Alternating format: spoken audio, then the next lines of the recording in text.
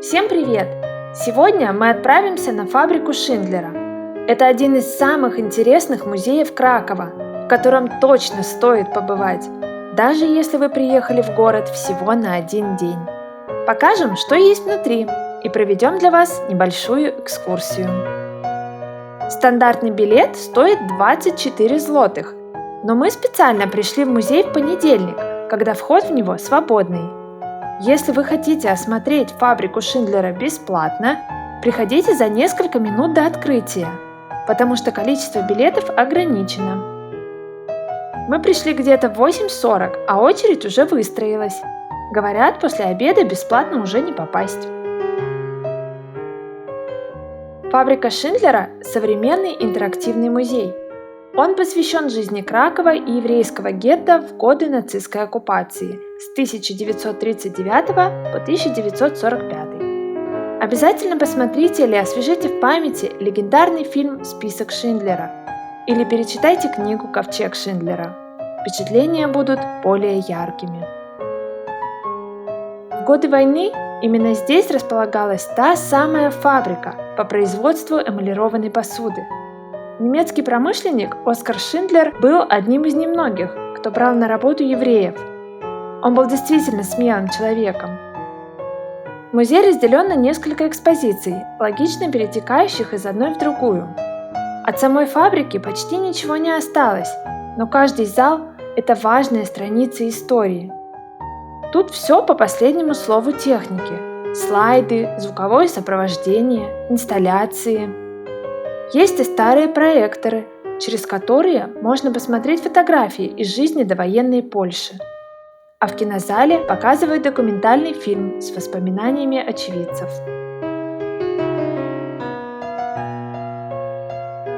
После вторжения немецких войск на польских землях началась расовая дискриминация. Граждане немецкой национальности имели привилегированное положение. Поляки были лишены гражданских прав, а евреи подлежали истреблению. Генерал-губернатор Ганс Франк заявил, что Краков должен стать самым расово чистым городом под его управлением. Евреи были обязаны носить на одежде желтую звезду. Их лишили денег, квартир, имущества. Людей использовали как бесплатную рабочую силу, но чаще просто отстреливали или свозили в концлагеря.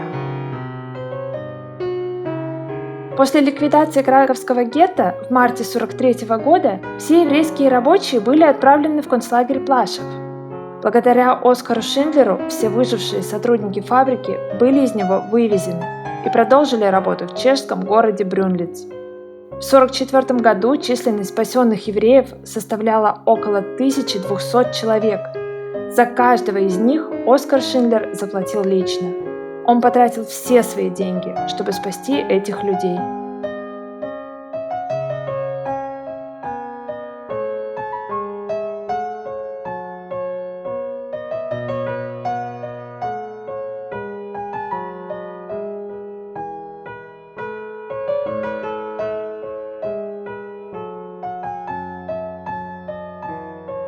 По всей фабрике расположены машинки, в которые можно вставить специальный бланк и самому поставить штамп. На карточках указан месяц и год с описанием происходивших в это время событий.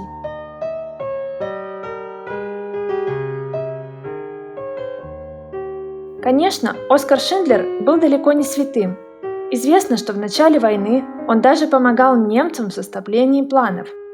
Но стоило ему увидеть, что творят нацисты в краковском гетто, и все изменилось. Шиндлер занял позицию абсолютного гуманиста и стал защищать евреев без какой-либо выгоды для себя. Он отдавал последнее, рисковал жизнью, но не отступал.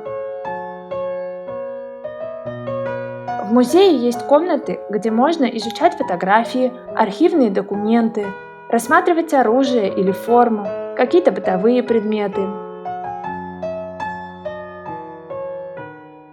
А есть и такие, в которых создается эффект полного погружения. Можно рассмотреть, каким был кабинет Оскара Шиндлера. В нем же находится инсталляция из эмалированной посуды, которая прикрывает собой список из имен спасенных евреев. Очень символично.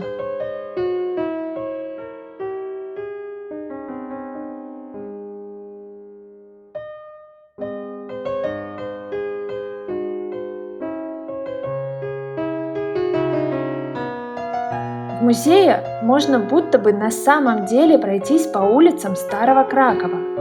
Иногда ты словно оказываешься в гостях у еврейской семьи, в парикмахерской или на вокзале.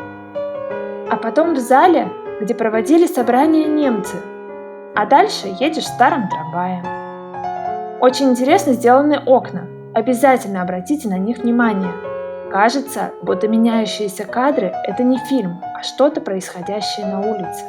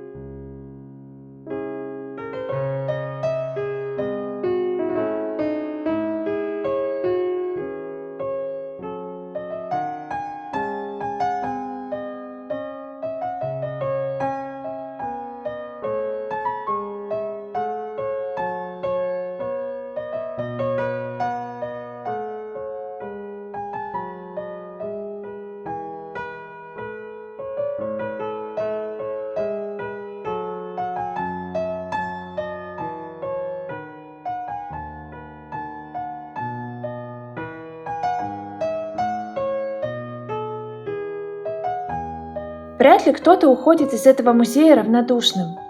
Тут в каждом зале пробирает дрожь, а в горле стоит комок.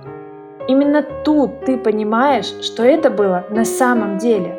Это не выдуманная история, а жестокие кадры в фильме не приукрашены для яркости картины. Все было именно так, и даже хуже. Тем ценнее становится поступок Оскара Шиндлера и слова Ицхака Штерна: «Кто спасает одну жизнь, тот спасает весь мир».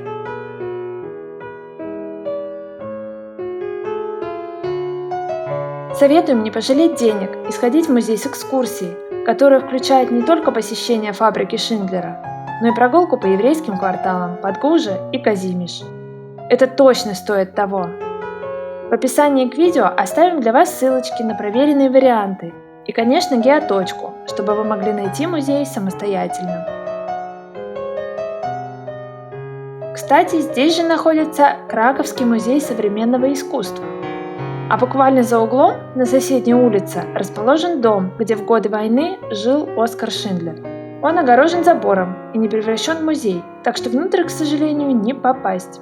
Но дойти до него все равно стоит. Обязательно подпишитесь на наш канал, чтобы гулять с нами и дальше. И поддержите нас лайком, мы стараемся для вас.